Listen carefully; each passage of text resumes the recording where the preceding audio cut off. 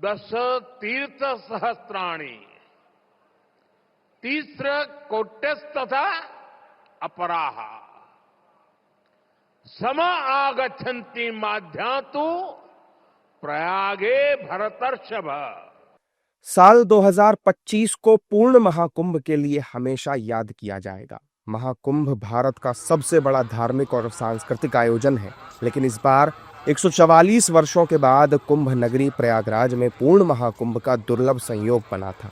इस दिव्य, भव्य और अलौकिक महाकुंभ में पीएम मोदी, राष्ट्रपति द्रौपदी मुर्मू, गृह मंत्री अमित शाह समेत कई बड़े राजनेताओं, उद्योगपतियों और धर्माचार्यों ने पवित्र संगम में आस्था की डुबकी लगाई थी।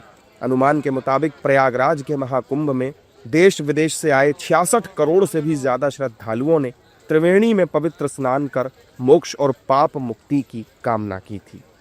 दश तीर्थ सहस्त्राणि तीस्र कोट्यस्तथा अपराह सम आगच्छन्ति माध्यातु प्रयागे भरतर्षभ।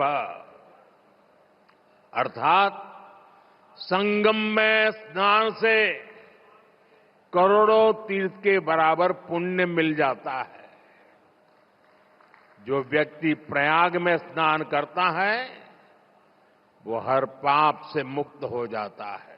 साथियों, महाकुंभ हजारों वर्ष पहले से चली आ रही हमारे देश की सांस्कृतिक, आध्यात्मिक यात्रा का पुण्य और जीवंत प्रतीक है।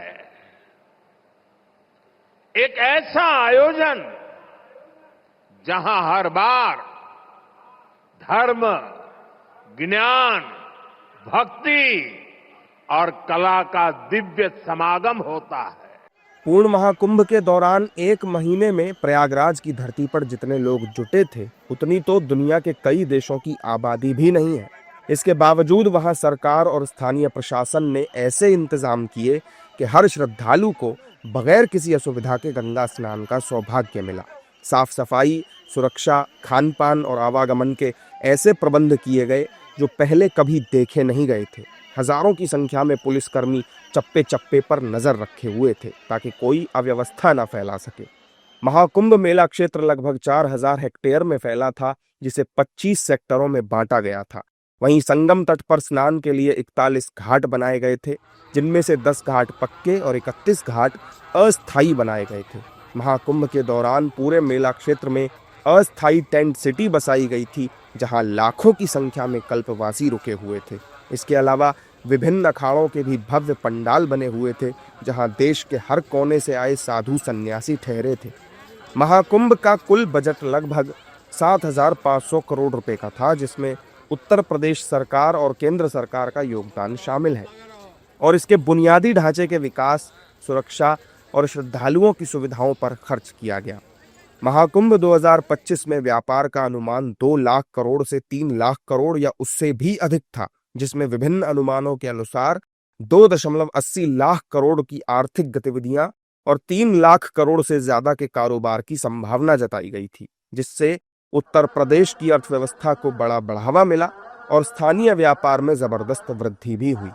प्रयागराज में आयोजित महाकुंभ 2025 में कई पर्व भी शामिल थे, जिनमें मुख्य रूप से पौष पूर्णिमा से शुरू होकर मकर संक्रांति, मौनी अमावस्या, बसंत पंचमी, माघ पूर्णिमा और महाशिवरात्रि जैसे प्रमुख पर्व और अमृत स्नान शामिल थे। इन पर्वों पर जहां लाखों साधु सन्यासियों ने पवित्र संगम में डुबकी लगाई, वहीं करोड़ों श्रद्धालुओं ने भी त्रिवेणी संगम में स्नान किया। कुल मिलाकर 2025 में आयोजित प्रयागराज का महाकुंभ भारत की आध्यात्मिक चेतना और सनातन परंपरा का प्रतीक बनकर उभरा था, जिसने जन जन में गौरवशाली धार्मिक विरासत को लेकर गर्व की भावना का संचार कर दिया।